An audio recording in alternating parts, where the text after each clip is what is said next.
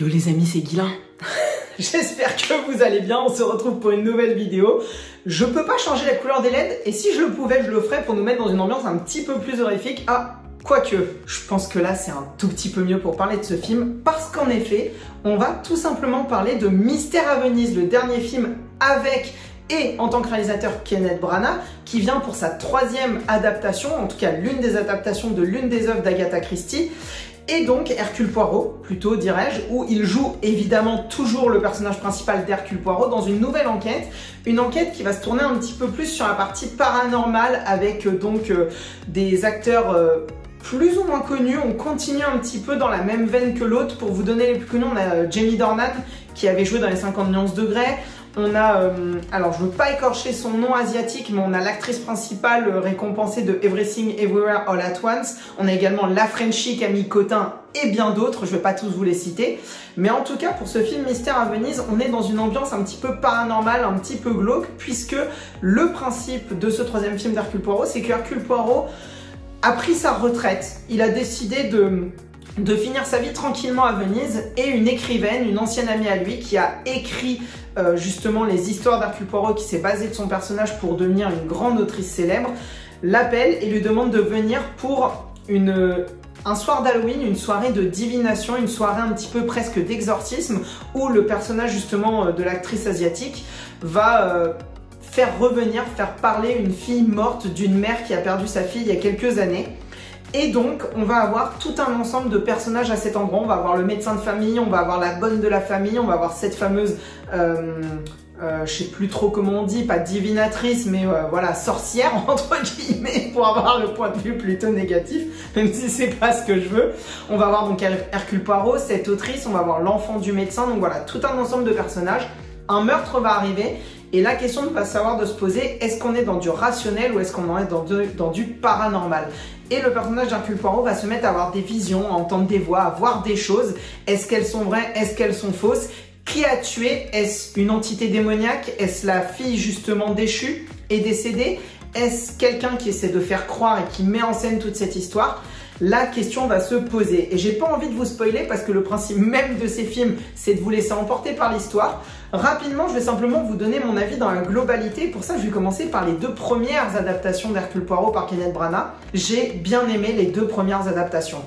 J'ai trouvé le premier très efficace, le crime de l'Orient Express, et il fonctionnait bien sur son dénouement final pour relancer la saga Hercule Poirot, qui a surtout eu des adaptations en termes de séries, que ce soit en France ou aux États-Unis. Et là, au niveau du cinéma, ça faisait quand même quelques années qu'on ne l'avait pas. Et il a voulu mettre autant le fond que la forme, en prenant une histoire où à la fin, c'était vraiment cette histoire d'au lieu d'avoir un coupable, tout le monde était un petit peu coupable.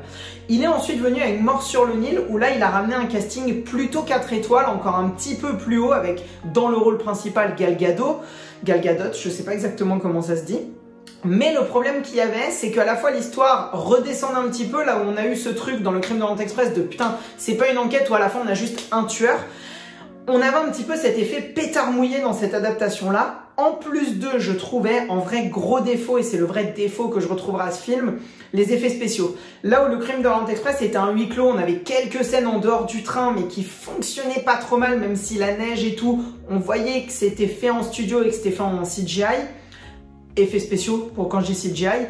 Là pour le coup, on a beaucoup plus de décors en extérieur au niveau de l'Égypte, au niveau du Nil. Et alors ça fonctionnait pas du tout. Le film, il faut le dire, était dégueulasse sur ses vues extérieures. Tout ce qui se passait dans le bateau, il n'y avait aucun problème. Mais dès qu'on avait des plans larges, c'était infâme, je le trouvais visuellement. Et je l'avais déjà ressenti au cinéma à l'époque. Et j'ai revu le film il n'y a pas très longtemps. Je l'ai ressenti tout autant à mon dernier visionnage. Et là on sent que Kenneth Branagh, il a compris ses reproches. Parce qu'à la fois, il revient avec une enquête qui se veut un petit peu plus complexe, même si je trouve qu'on voyait un peu plus les dénouements que les deux autres. Mais là, c'est plus une question d'adaptation et de roman, donc il n'y peut pas forcément grand-chose. Par contre, sur la forme, et c'est là où je vais vraiment juger ces adaptations, c'est une réussite. Il a des idées de mise en scène où il nous filme le personnage d'ici avec un second plan où on voit les personnages qui agissent quand il a justement ces voix qu'il entend dans sa tête. Les scènes horrifiques, les screamers fonctionnent super bien, l'ambiance du film. J'ai beaucoup aimé aussi ce quasi plan séquence avec les découpes au début du film où il se balade dans Venise et on voit les deux œufs se coupent, bam, ça devient des lampes. Et ensuite, quand il y a un personnage qui se fait pousser à l'eau par son garde du corps, le plouf cut, on le voit lui sur une péniche en train de se balader dans Venise. Le montage hyper rythmé, la mise en scène, les enchaînements de plans où d'une image qu'on suivait qui était en déplacement devient l'image fixe du plan d'après. C'est super bien rythmé. Le film a des idées dans la mise en scène, même cette caméra, cette GoPro mise ici au moment où il court et il se déplace pour déstabiliser complètement. Ça marche dans l'ambiance globale de ce mystère à Venise, de ce qui se passe dans ce bâtiment et de savoir si on est sur du paranormal ou si on est sur du rationnel. Le dénouement se fait plutôt bien, est plutôt bien enchaîné. On le comprend à partir du moment où il se passe un moment important avec le personnage de Jenny Dorman pour pas trop rentrer dans le spoil. En attendant, pour moi, je sais pas si c'est le meilleur, mais il est dans la lignée des deux autres. Je pense effectivement que c'est celui que j'ai préféré. Je ne saurais pas dire si c'est le meilleur, mais c'est celui que j'ai préféré parce que j'ai vraiment adoré la forme. Je vous conseillerais d'aller voir ce mystère à Venise. Et encore une fois, Kenneth Branagh, je défendrai toute ma vie Thor, premier du nom, qui est une énorme réussite en termes de film de super-héros et de déconstruction d'un héros, parce qu'on part d'un personnage extrêmement puissant pour le rendre humain, pour, par son humanité, lui faire apprendre que un grand pouvoir implique de grandes responsabilités. Et je suis désolé, mais le premier Thor, on ne se fait pas chier, et Kenneth Branagh derrière la caméra et devant, en tant qu'Hercule Poirot ou en tant que Gilderoy Lockhart dans la saga Harry Potter, est pour l'instant, pour moi, un très bon acteur, un très bon réalisateur, et un des seuls, comme Clint Eastwood et comme d'autres, à réussir à faire les deux, à la fois devant et derrière la caméra. Voilà, donc n'hésitez pas à me dire vous ce que vous avez pensé de ce film Mystère à Venise, de me dire ce que vous pensez de cette trilogie ou en tout cas de ces 3 films d'adaptation de la saga Hercule Poirot Agatha Christie.